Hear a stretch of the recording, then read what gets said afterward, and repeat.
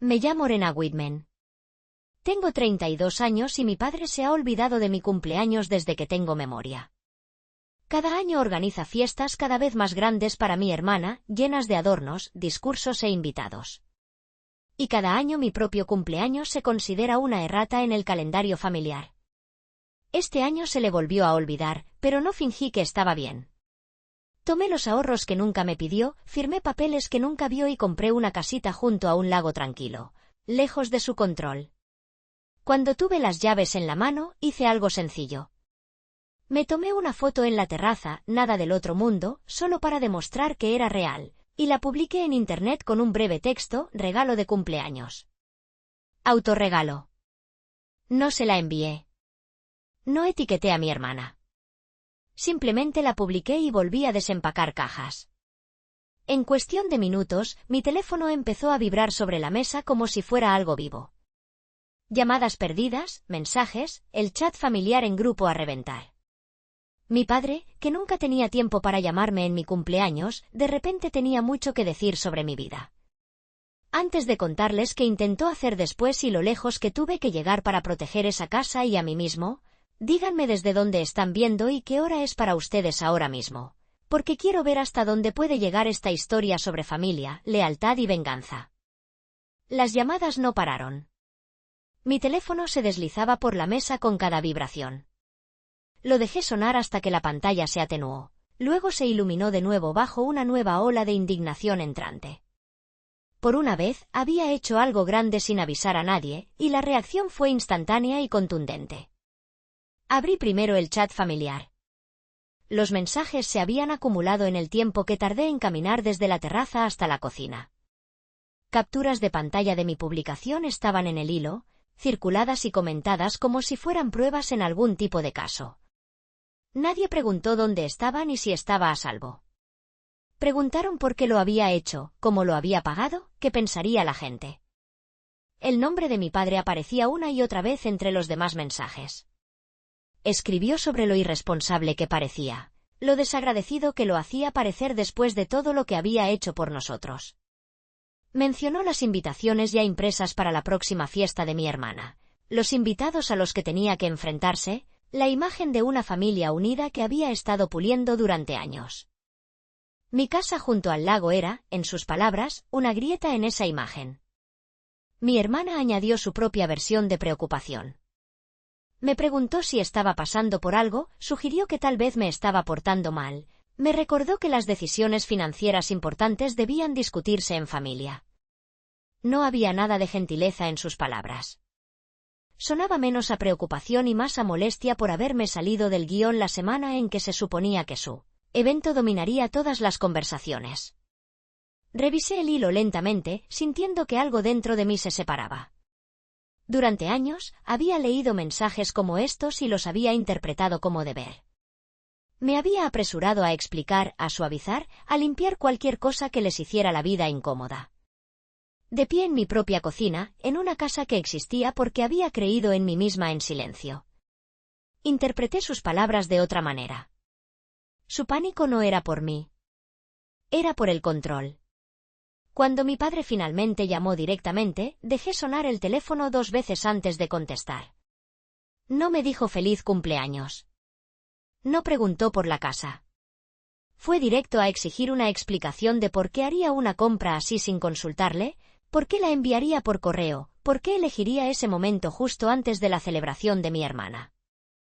No mencioné mis ahorros ni los años de horas extra ni la cuidadosa planificación. Solo le dije que la casa era mía, que el dinero era mío y que la decisión ya estaba tomada. El silencio que siguió dijo más que cualquier cosa que pudiera haberme lanzado. No estaba acostumbrado a decisiones que llegaban completamente tomadas sin su aprobación. Intentó un ángulo diferente. Me recordó las expectativas familiares, el esfuerzo que había invertido en los hitos de mi hermana, lo importante que era que todos presentáramos una imagen sólida. Dijo que la gente hablaría. Dijo que estaba complicando las cosas de más. Por un momento, casi volví a la rutina habitual.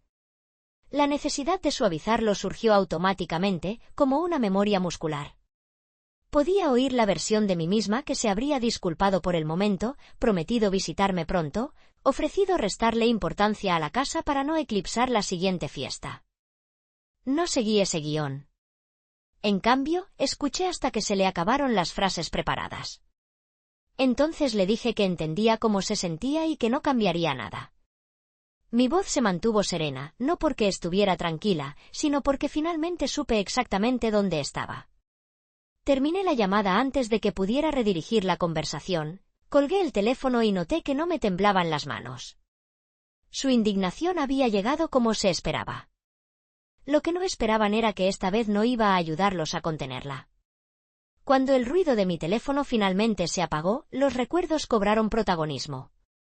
De pie en esa cocina, podía sentir los años alineándose detrás de mí como una hilera de puertas cerradas. Todos ellos me devolvían al mismo patrón. Mi padre celebrando a mi hermana como si fuera el acto principal de la familia y tratándome como una nota a pie de página que podía recortarse si faltaba espacio. La casa del lago no había salido de la nada. Era la primera vez que le devolvía ese patrón.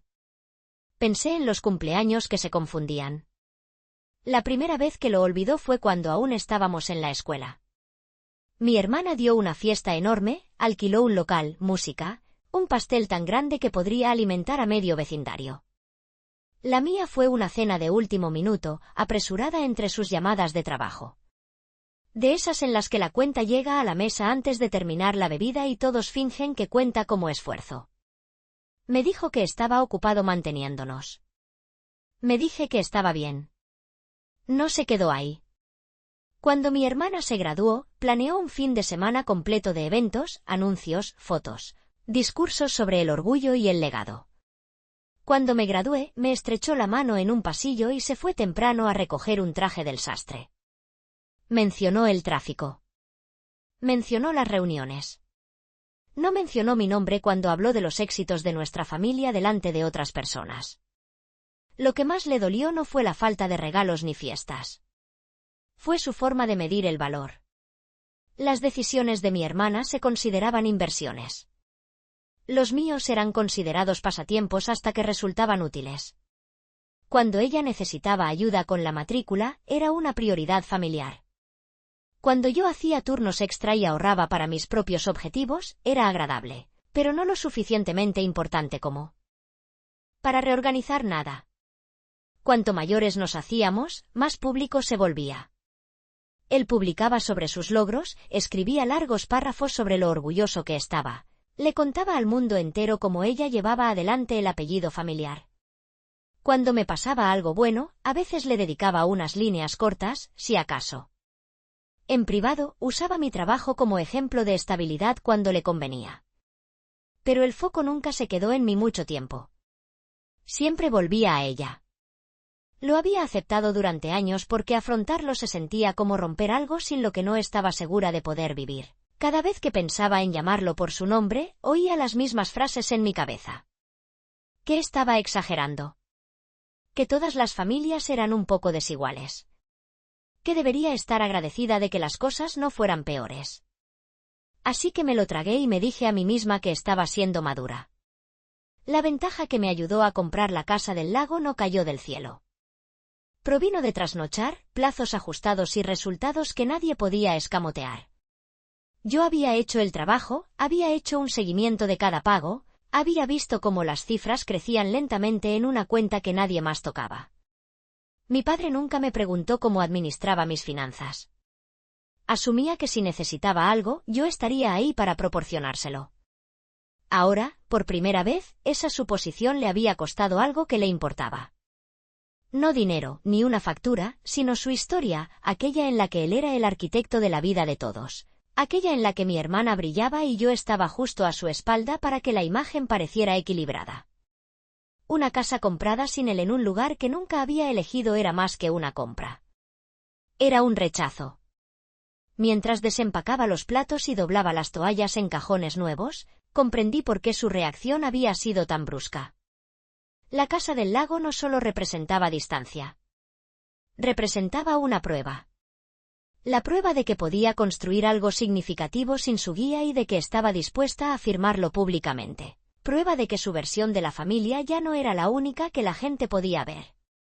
Esa fue la primera consecuencia real que enfrentó, sobre la que yo tenía algún control. No gritaba. No rogaba. No le exigía nada en absoluto. Simplemente vivía de una manera que ya no protegía su imagen a costa de mi propia cordura. Por primera vez en mi vida, mi ausencia de su guión tenía una dirección visible, y él sabía que todos podían verla. La siguiente ola vino de una dirección diferente. No atravesó mi propia pantalla primero. Me llegó a través de personas que mantenían una distancia razonable del drama familiar la mayor parte del tiempo. Un compañero de trabajo envió un breve mensaje preguntando si todo estaba bien en casa. A un primo con el que no había hablado en meses le gustó la foto de la casa y luego envió una nota privada que parecía a medio camino entre el apoyo y la curiosidad. Así fue como supe que mi padre había empezado a hablar. No le gustaba parecer irrazonable, así que nunca se enfadaba cuando había gente de fuera involucrada. Lo presentaba como preocupación. Según la versión que me llegó, le preocupaba que tomara decisiones impulsivas, temía que me viera superada, le dolía haberlo ignorado después de todo lo que había hecho. Ninguna de esas frases sonaba a él. Sonaban como algo que había elaborado cuidadosamente para un público. Y por una vez, yo no formaba parte de ese público. Durante años había usado ese tono para mantener el control. Tranquilo, racional, decepcionado. Resopla, ahora lo usaba con otras personas para construir una historia donde él era el padre paciente y yo la hija inestable que necesitaba orientación. Cuanto más escuchaba de segunda mano, más claro se volvía el patrón. Mi casa no era solo una grieta en su imagen. Era una amenaza para el papel que se había forjado. El dinero entró en la historia después. Lo vi en un mensaje reenviado por un familiar que aún sabía reconocer que se cruzaba la línea. Mi padre había sugerido que, como tenía suficientes ahorros para comprar una casa en el lago, debería encargarme de gran parte de la próxima celebración de mi hermana. La cifra que mencionó no era pequeña. Habría destruido casi toda la seguridad que había construido, el mismo colchón que me permitía alejarme de su versión de la vida. No me lo pidió directamente. Les decía a otras personas lo que esperaba que hiciera y esperaba que la presión me llegara a través de ellas. Era una táctica familiar, pero esta vez lo veía desde fuera en lugar de estar en medio. Esa distancia lo cambió todo. En lugar de explicar por qué su petición era injusta, me hice una pregunta diferente. ¿Qué pasaría si simplemente me negaba y dejaba que las consecuencias cayeran donde correspondía? La respuesta era incómoda pero honesta. Tendría que admitir públicamente que había contado con mi dinero o ajustar sus planes a la realidad. De cualquier manera, algo finalmente le costaría más que a mí. Empecé a reunir lo que nunca me había permitido reunir. Pruebas. No para publicar en línea, no para humillar a nadie delante de desconocidos, sino para recordarme a mí misma que no todo estaba en mi cabeza. Capturas de pantalla de mensajes donde mi cumpleaños se trataba como una molestia. Fotos de eventos en los que estuve presente físicamente, pero borradas en los pies de foto. Notas que había escrito en mis malas noches, documentando lo que se decía para no reescribirlo más tarde con un tono más suave. Verlo todo en conjunto era como leer un expediente. Por primera vez, no era yo la que estaba siendo juzgada. Él había pasado años construyendo una narrativa en la que le debía comprensión constante, donde cualquier resistencia mía lo convertía en la víctima. De pie en mi propia sala, rodeada de cajas llenas y pruebas, tomé una decisión silenciosa. Estaba harta de defenderme dentro de una historia que él controlaba. Si quería seguir hablando de mí, tendría que hacerlo sin mi cooperación. Ese fue el comienzo de la verdadera venganza. No fue una escena dramática, ni una confrontación a gritos, sino una negativa deliberada a llevar su versión de los hechos más allá de mi puerta. La oportunidad de actuar llegó antes de lo esperado. Comenzó con un correo electrónico de una familiar que normalmente se mantenía neutral. La habían invitado a la celebración de mi hermana y quería saber si yo iría porque había escuchado historias contradictorias. El mensaje fue breve y cuidadoso, lo que lo convirtió en el lugar perfecto para decidir cómo pasar de recopilar pruebas a usarlas realmente. No envié una explicación extensa. Respondí solo con hechos. Escribí que mi padre no me había llamado el día de mi cumpleaños, que había usado mis ahorros en conversaciones con otros antes de preguntarme nada directamente y que la casa, junto al lago, la había comprado con mi propio dinero. Sin insultos, sin lenguaje emotivo, sin instrucciones sobre qué debía creer. Le di las piezas y dejé que decidiera qué imagen formaban. Esa respuesta se convirtió en el modelo. Cuando compañeros de trabajo, primos o viejos amigos de la familia se acercaron con el mismo tono cauteloso, hice lo mismo. Dejé de encubrirlo. Dejé de llenar los vacíos entre lo que decía y lo que realmente había sucedido. Siempre que alguien mencionaba que estaba preocupado por mí, respondía con una frase clara sobre lo que había hecho y lo que él no. Solo puedes controlar una historia mientras otras personas dependan de ti para interpretarla. En el momento en que dejé ese papel, empezaron a aparecer grietas. No se presentaron como confrontaciones dramáticas. Aparecieron en turnos discretos. Un colega decidió no asistir a la fiesta de mi hermana tras escuchar a ambas partes. Un familiar mencionó que su forma de hablar de mis finanzas no coincidía con mi forma de actuar en la vida real. No podía acusarlos a todos de deslealtad sin exponer el patrón. La presión económica volvió a aparecer, pero esta vez dio en el clavo. El lugar de la celebración de mi hermana exigía un pago final mayor al que había planeado porque contaba con mi contribución. Cuando intentó ajustar las cosas discretamente, la gente se dio cuenta. Se habían prometido depósitos. A los proveedores se les había dicho que esperaran el pago completo. Recortar gastos repentinamente significaría explicar por qué, y la respuesta ya no sonaba como la de un hombre al mando. Tenía opciones. Podía pedir prestado, fingir que siempre había sido una opción menor o asumir el costo él mismo. Ninguna de esas opciones encajaba con la imagen que se había construido. Por primera vez, tuvo que elegir entre su orgullo y su comodidad. No estuve presente para verlo desarrollarse, pero aún así recordé fragmentos. Un cambio de última hora en la lista de invitados, un menú reducido, bufido, alguien que mencionó que se veía tenso toda la noche en lugar de triunfante. Pequeños detalles, pero juntos formaban una imagen que nunca antes había visto. Una noche que giró en torno a mi hermana, pero que no se sintió como una victoria clara para él. Mientras tanto, mi vida no se derrumbó como él había insinuado que ocurriría si me salía de la raya. La casa se convirtió en un hogar.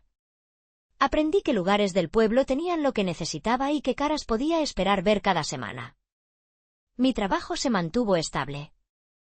Las cifras de mis cuentas avanzaron en la dirección que había planeado, sin verse afectadas por la emergencia de nadie. Ese contraste era en sí mismo una forma de justicia. Cuanto más estable me volvía, más inestable parecía su narrativa.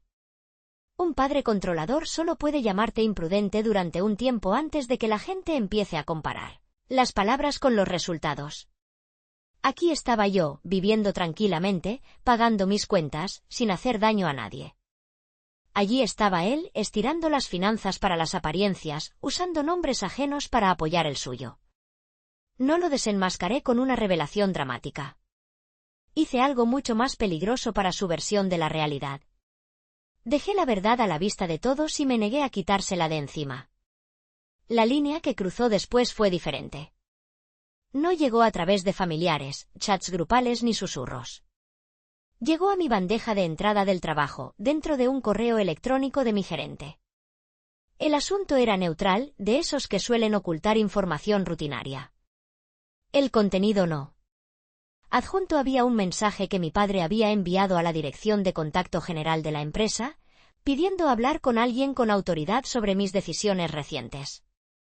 Escribió que estaba muy preocupado por mi juicio e insinuó que podría ser inestable, que la compra repentina de una propiedad por parte de una hija que rechazaba la orientación familiar podría ser señal de poca fiabilidad.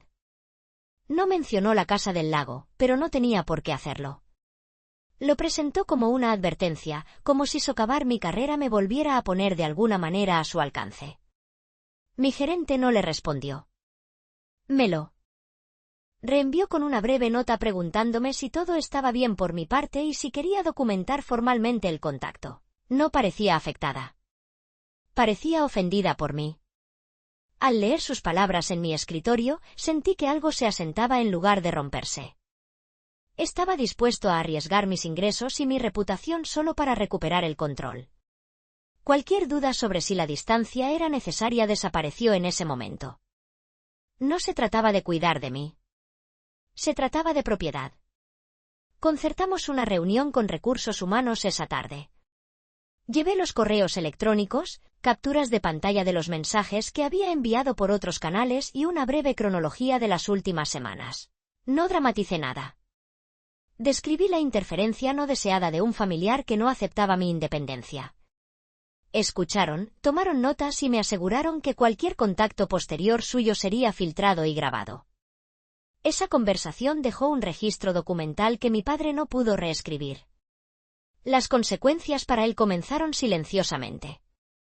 Un socio principal que había visto el correo electrónico reconoció su nombre de eventos sociales anteriores y comentó que no era de buena imagen menospreciar a su propio hijo adulto por escrito. Otro contacto que había escuchado su versión de la historia me preguntó en un entorno profesional si necesitaba algún recurso para lidiar con familiares controladores. La imagen que había pasado años puliendo desarrolló una grieta visible donde menos la esperaba entre personas, cuyo respeto valoraba. No la presioné más. No compartí capturas de pantalla fuera de los canales que las necesitaban. No le advertí que su correo electrónico había fracasado. Dejarle creer que su movimiento era invisible era parte de la justicia. Había lanzado una piedra a una estructura que él pensaba que yo necesitaba más que él. La estructura resistió. Su mano fue la que la gente notó. En casa, mis decisiones se volvieron aún más simples. Lo eliminé de los formularios de contacto de emergencia. Actualicé los registros que aún enumeraban la casa familiar como una dirección de respaldo. Cerré cada puerta restante que pudiera usar para meterse en mi vida sin mi consentimiento. Nada de eso fue ruidoso. Todo fue definitivo. El último paso fue mío y lo di deliberadamente. Escribí un mensaje a la lista de correo de la familia extendida, la misma que había publicado anuncios sobre las fiestas de mi hermana durante años. Expresé que había experimentado un largo patrón de ser ignorada y utilizada, que mis acciones recientes habían cruzado la línea del daño directo y que decidía terminar el contacto con mi padre y con cualquiera que intentara hablar en su nombre. No pedí comprensión. No invité al debate. Terminé con una sola frase: te deseo lo mejor desde la distancia y ya no seré parte de esta dinámica. Entonces pulsé enviar, bloqueé los números que necesitaba bloquear y salí. El lago estaba en calma esa noche. ¿Por primera vez? La tranquilidad que me rodeaba no parecía algo impuesto. Parecía algo que yo había reclamado. Unos meses después de enviar ese último correo electrónico, mi vida ya no se parecía a nada de lo que mi padre había planeado. La distancia perduró. Nadie intentó colarme en conversaciones paralelas ni negociar en su nombre. Los familiares que respondieron fueron breves en sus mensajes. Algunos admitieron que llevaban años notando este patrón. Otros se distanciaron discretamente. El silencio que siguió no fue una prueba para ver cuánto tardaría en ceder. Fue un reconocimiento de que no lo haría. Las noticias sobre mi padre me llegaban poco a poco. Un contacto comercial le comentó a uno de mis colegas que se había enterado del correo electrónico que mi padre envió a mi empresa y que no le había dado buena imagen. Un viejo vecino le dijo a un primo que sus chistes sobre niños difíciles estaban teniendo mala suerte. Nadie lo confrontó. Simplemente dejaron de creer en su palabra como la autoridad final en cualquier asunto relacionado con sus hijas. No podía remediarlo con un discurso ni un cheque generoso. Dentro de la familia, también hubo movimiento. Mi hermana, quien siempre había sido el centro de atención de su atención, empezó a percibir lo limitado que era en realidad. Cuando la gente se enteraba de los nuevos planes para ella, no asentían automáticamente. Me preguntaban dónde vivía ahora, cómo estaba, si las cosas eran realmente tan sencillas como él las hacía parecer. Por primera vez, su historia tenía lagunas visibles y no me tenía cerca para llenarlas. No me apresuré a explicar. Cuando alguien se dirigía a mí directamente, respondía siempre de la misma manera. Describía lo que había hecho, lo que él había hecho y dónde estaba mi límite ahora. Sin insultos, sin exageraciones, solo hechos. Sin darme cuenta, dejé de ser su escudo para convertirme en un espejo que no podía controlar. Mientras tanto, mi propia vida se volvió casi aburrida desde fuera, lo cual parecía un lujo. Trabajaba, pagaba facturas, arreglaba pequeños detalles de la casa, aprendí a quién llamar cuando algo se rompía y no podía manejarlo sola. Hice amigos que me conocían como la mujer junto al lago que llegaba puntual y cumplía su palabra. Resopla, no les importaba quién era mi padre. Les importaba si hacía lo que decía que haría. Esa estabilidad era lo opuesto al caos que él predijo cuando intentó interferir en mi trabajo. Cada mes estable en esa casa era una respuesta silenciosa a sus afirmaciones sobre mi falta de fiabilidad. Había intentado debilitar mis cimientos. En realidad, lo único que hizo fue exponer los suyos. No hubo enfrentamientos dramáticos después de eso, ni visitas sorpresa, ni últimos intentos de conquistarme. El control, resopla, no suele perseguir lo que ya no puede controlar. Se retira y reescribe el guión para el público que queda. Estoy segura de que, en alguna parte de su versión de esta historia, sigo siendo la hija ingrata que eligió la distancia sobre la lealtad. Es su derecho. Puede mantener esa versión todo el tiempo que quiera. No tengo por qué vivir dentro de ella. Si hay una lección en todo esto, no es que cortar lazos sea fácil ni que todos deban hacer lo que yo hice. Es que llega un punto en que proteger la comodidad de alguien te cuesta más de lo que puedes permitirte. El castigo de mi padre no provino de algo dramático que le hice.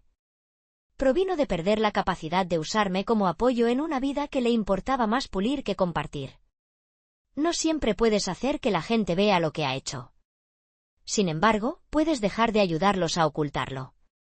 Si escuchas fragmentos de tu propia vida en mente, recuerda esto: tienes derecho a salir de roles que te encogen, incluso si eso significa convertirte en el villano en la narración de alguien más. A veces, la forma más poderosa de venganza es simplemente vivir bien en una historia que escribes para ti mismo. Gracias por escuchar. Si esto te hizo replantearte tus propios patrones o límites. Familiares, cuéntame qué momento te impactó más y desde dónde lo escuchas. Tu comentario podría ser el empujón que ayude a alguien a finalmente elegirse.